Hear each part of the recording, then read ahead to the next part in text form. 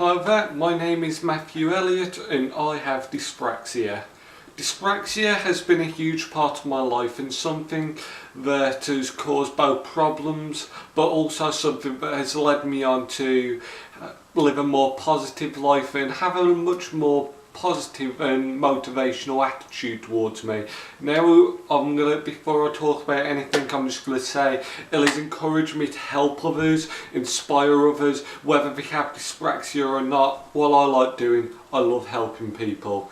Now, it has been a frustrating journey, I'm not going to lie, especially when it came to stuff like sports. Like, I'll be trying to catch it like now, it's dropped to the ground, and it really did frustrate me. I felt like there's something wrong. I didn't really want to be in the position where I wasn't able to do some of this stuff that other people was able to do. Like when it came to football, the one thing that would always happen, I would trip over, I would fall over. And then with basketball, like even basketball now, when it comes to dribbling, I'll end up hitting it, and I'll trip one way and I'll end up hitting the basketball the other way, and it just constantly gets frustrating, especially when you try so hard to work towards these things. But I did learn eventually.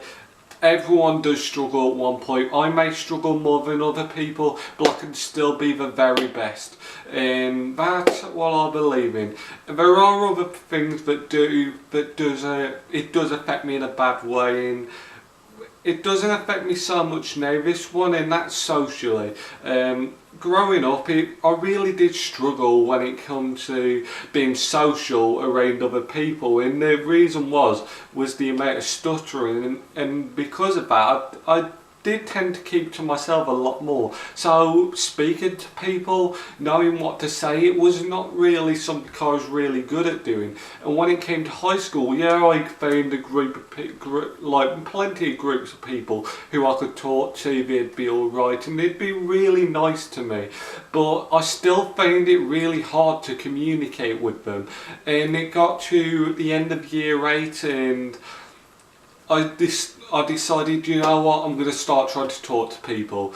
And reading back, it seemed like it was more like a 6-year-old or a 7-year-old talking. It's like that level of communication. And I felt like I was way behind everyone else with communicating. I did not know what I was on about. But then I just kept going, I kept trying. I communicated with more people. And some people the friendship worked out with, others it didn't, and then I decided one day, maybe if I stop looking for friends, and maybe they'll find me instead. And I decided, you know what, to have good friends, you gotta learn to be a good friend. And I started trying to be a lot like other people, and then I realised that wasn't really helping me socially either. So I decided, let's just keep trying, and then one day I decided, just be yourself, and that's how I learned to be more social. I just tend to communicate in a way that's best for me, and usually in a normal video as well, it's just being social over a camera, it's really hard. In a normal video I would have cut by now because of how many times I've tripped over my words, but it's a part of who I am and I'm not afraid to show who I am. I love who I am. I may stutter and may get confused over my words, but that's a part of who I am. Now I want to talk about the successes that I've had with dyspraxia. Now, when I had done my SATs in primary school, I think, to year 6, when I done my SATs, man, I really felt like it was stressful before that because I felt like I wouldn't have enough time to do what I needed to do. But then I started to realise, you know what, I am smart enough and I can do this. And then I received like 15 minutes extra than everyone else because I write a bit slower. So I got 15 minutes extra and I'd just write down. I didn't finish all my tests, so I don't think I finished all of them, so 15 minutes extra wasn't really long enough. But at the end of the day, with that 15 minutes extra, it helped me achieve those higher levels that I wanted to get to. And I achieved what I wanted to get to, and And the thing is, that's what I learnt with dyspraxia. It doesn't mean I'm any less capable, it doesn't mean that I can't achieve what everyone else can't achieve. All you have to do is believe, and that's what I kind of carried with dyspraxia. I talk to people now, I tell people, you know what, dyspraxia, it's the greatest thing that ever happened to me, because without it I would not be the person that I am. I would not try to motivate and inspire other people. I want to do what I do now for the rest of my life. I don't care whether it's the form of entertaining, whether it's the form of speaking. Any way that I can really make people smile, allow them to have a good day, or allow them to think about some things that are bothering other people.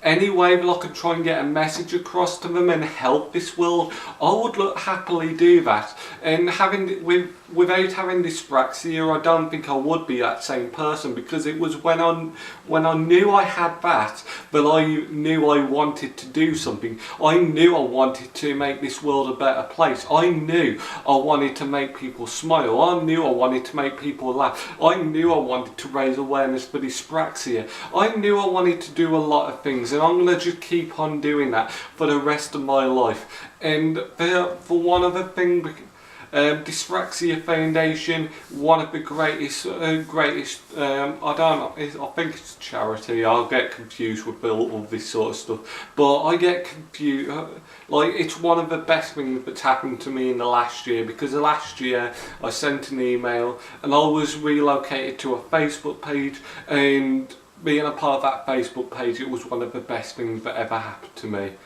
Thank you, thanks for watching.